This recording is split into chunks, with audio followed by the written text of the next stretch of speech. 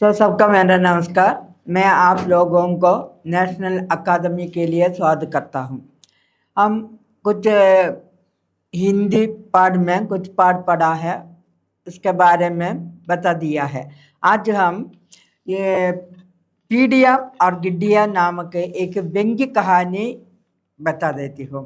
वो तो കഹാനി വ്യംഗ്യ വ്യംഗ്യം എന്ന് പറഞ്ഞാൽ നമ്മൾ ഹാസ്യകഥ എന്നൊക്കെ പറയില്ലേ, അതുപോലുള്ളൊരു കഥയാണ്.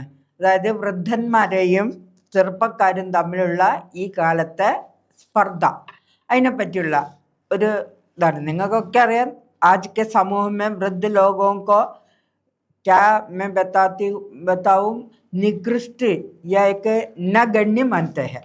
അങ്ങനെ ഒരു അവസ്ഥയിലാണ് വൃദ്ധരോട് മേ ബി ബൂഢി ഹോ ഗയി ഹും മാലുവന. അപ്പം അങ്ങനെ പെരുമാറുന്ന ഒരവസ്ഥ ഇന്ന് നാട്ടിൽ മുഴുവൻ കാണുന്നുണ്ട്. അപ്പം അങ്ങനെയുള്ളതിനെ പറ്റിയിട്ട് കവി കുറച്ചൊക്കെ വൃദ്ധരെയും അതിൽ പറയുന്നുണ്ട്, കുറേ ചെറുപ്പക്കാരെയും പറയുന്നുണ്ട്. അപ്പോൾ ഒരു ദിവസം കഥ തുടക്കം ഇതാണ്. ഒരു ദിവസം കുറേ വൃദ്ധന്മാരുടെ അടുത്ത് കുറച്ച് യുവ ലോക ജാത്തെ ഹെ और कहते हैं कि आप अब आदरणीय बन चुके हैं, इसलिए आप मंदिर में ഈശ്വർ കെ സമാൻ रहना चाहिए.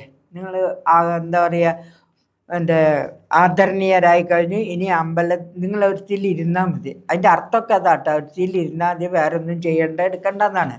അങ്ങനെ അവിടെ ഇരുന്നാൽ അപ്പം ഇവർ ചോദിക്കുന്നത് എന്താണ്, ഹം വഹാം ബൈठे तो हमारा कर्तव्य या दायित्व कौन निभाएगा, ആരാ നിറവേറ്റുക എന്ന് വെച്ചു. അപ്പോൾ പറഞ്ഞാൽ ഉസ്കെലിയ ഹം ഹെ, അതിന് ഞങ്ങളുണ്ട്, ഞങ്ങൾ ചെയ്തോളാം എന്ന് പറയണു. അങ്ങനെ അതിൻ്റെ ആ മന്ദിരത്തിൽ കൊണ്ടിരുത്തുമ്പോഴേ അവരോട് പറയുന്നത്, നിങ്ങളെ ഞങ്ങൾ ബഹുമാനിച്ചോളാം, ഞങ്ങൾ നിങ്ങൾക്ക് മൃഷ്ടാന ഭോജനം തന്നോളാം, എല്ലാം ചെയ്യാമെന്ന് പറയുന്നുണ്ട്. അങ്ങനെ ഒരു വിധത്തിൽ ये बूढ़ों को सहमत करके वे मंदिरों में उनको बिठा दिया था और मंदिर में बैठकर और समय बिताने के लिए वृद्धों ने पूछा.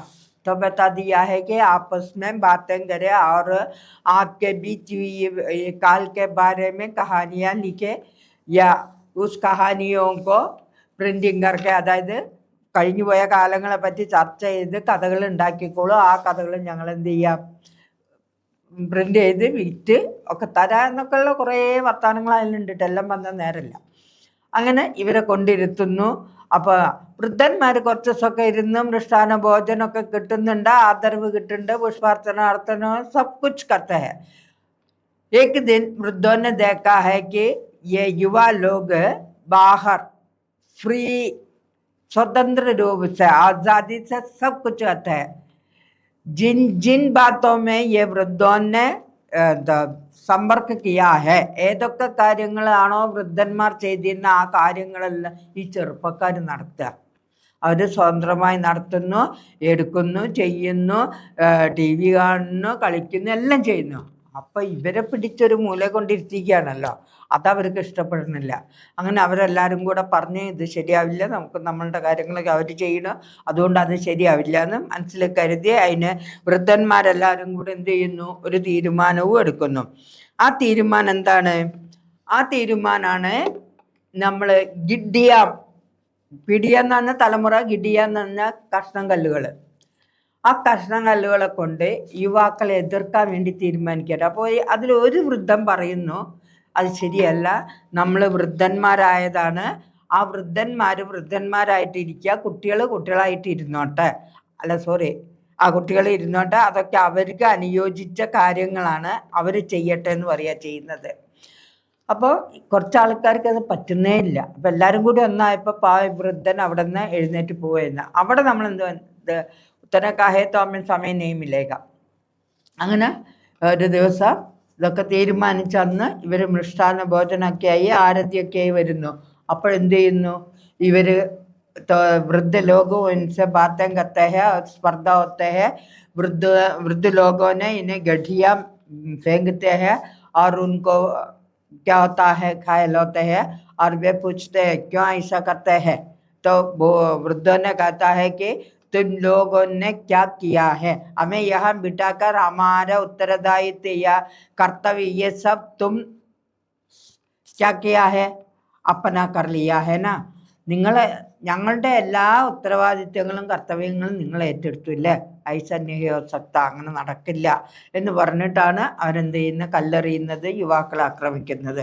അപ്പോൾ ചുരുക്കി പറഞ്ഞാൽ ഇത്രയേ ഉള്ളൂ, വൃദ്ധന്മാരുടെ അവകാശങ്ങളോ അധികാരങ്ങൾ എടുക്കുമ്പോൾ तो मैं भी बूढ़ी हो गई हूँ, मुझे भी ऐसे बर्ताव हो जाएगा, मालूम नहीं ആവോ ഇല്ലെന്ന് എനിക്കും അറിയില്ല കേട്ടോ. അപ്പം അങ്ങനെ ആവുമ്പോഴേ ആ ഞാൻ ചെയ്യുന്നതെല്ലാം എൻ്റെ വീട്ടിൽ മറ്റുള്ളവർ ചെയ്യണമെന്ന് ഇത്തിരി ദേഷ്യമൊക്കെ വരും അല്ലേ. അമ്മ ചെയ്യേണ്ടത് മക്കളെ ചെയ്യുമ്പോൾ ചിലപ്പോൾ ദേഷ്യം വരില്ല. അതേ ഒരു അനുഭവമാണ് വൃദ്ധന്മാരോടുള്ള ആ പെരുമാറ്റം. അവർക്ക് തീരെ ഇഷ്ടപ്പെടാതെ ആവുന്നു, അവർ കുട്ടികളെ യുവാക്കളെ എതിർക്കുന്നു, എന്നിട്ട് അവർ സ്വതന്ത്രരാവാനാണ് ആഗ്രഹിക്കുന്നത്. അത് എത്രമാത്രം ശരിയാണ്, അത് വേണോ വേണ്ടേ, ആ ലോകോക്ക നിശ്ചയിക്കണ ഹെ, നിങ്ങളത് തീരുമാനിക്കണം അതെന്താണ് ഏതാണ്.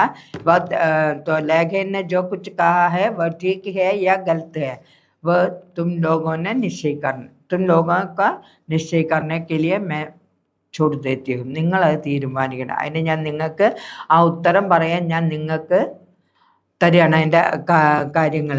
अच्छा तो हमें बाद में इसके बारे में ये तो पहले ही कहा था है कि तो रोग के लिए, न्यूमोनिया के लिए पिल्स पॉकेट में डालकर बाग में बगीचे में घूमते फिरते हैं, ऐसे वैसे കുറേ കാര്യങ്ങൾ അതിൽ പറയുന്നുണ്ട്. അതെല്ലാം കഴിഞ്ഞ് ഒടുവിൽ ഇവരെ കൊണ്ടുപോയി ഒരു മുക്കിലിരുത്തുന്നു. ഇപ്പോൾ വീടുകളിൽ അതൊക്കെ തന്നെ, കുറേയൊക്കെ വീടുകളിൽ അത് തന്നെ സംഭവിക്കുന്ന, വൃദ്ധകളെയൊക്കെ മുക്കിലിരുത്തി മക്കളുടെ ഭരണം നടക്കുന്ന, അല്ലെങ്കിൽ മരുമക്കളുടെ ഭരണം നടക്കുന്ന ഏക്ക് दुनिया हो गया है. उसके बारे में कवि ने, लेखक ने ऐसा कहा है. तो पीडिया और गिडिया नामक कहानी एक बहुत अच्छी कहानी है, समझने की कहानी है, क्यों हम सब लोगों की बात उसमें आते हैं. अच्छा तो धन्यवाद, बाद में मिलूँगा.